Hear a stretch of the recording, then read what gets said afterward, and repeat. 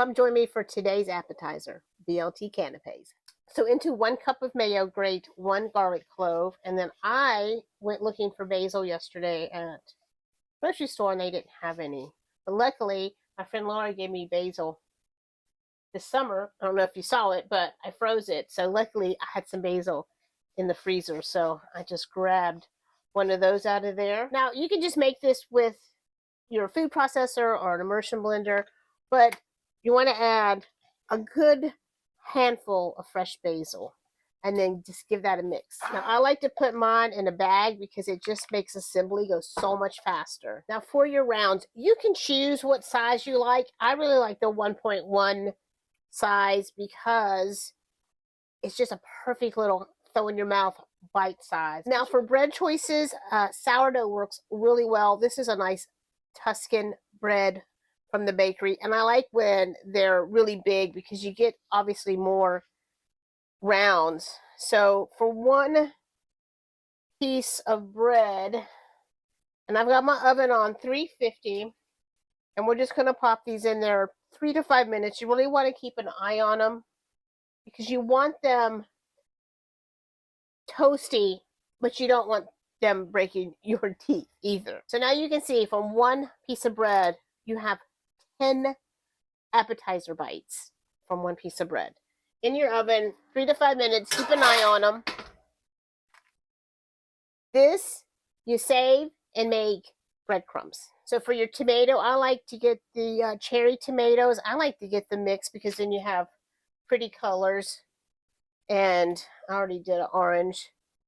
And just obviously little tomato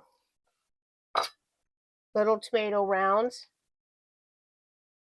And then I know it's not the most exciting lettuce, but I really like the iceberg here, and I really like it because it can hold up. It's not going to get soggy and deflate as soon as some of the other lettuces will.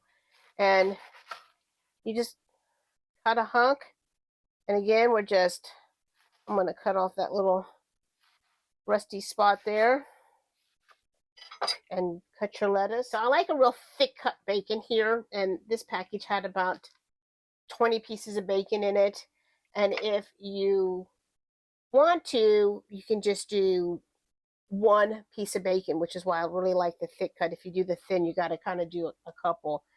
And for each slice, you got 1, 2, 3.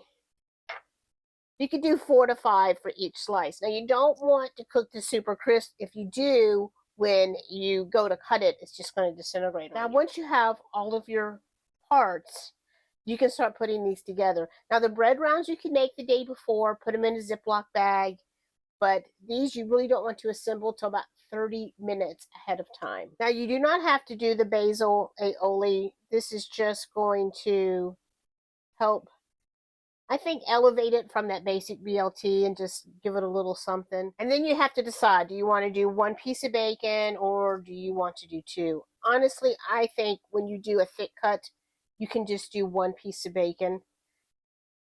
But if you're feeling generous, you can obviously do 2. And then you just want your lettuce, obviously, the tomato. And this is why I like doing the different colored tomatoes. And I think you can get really pretty with it. But because these have a tendency to fall apart, I like to go in with a skewer. So you can see how a little goes a long way. And I mean, really, who does not love a BLT? And then all your guest has to do is pick it up. So I hope you really enjoyed this really simple holiday appetizer that everybody's going to love and is really going to stretch your budget this holiday season. Thanks for being here, and I'll see you later.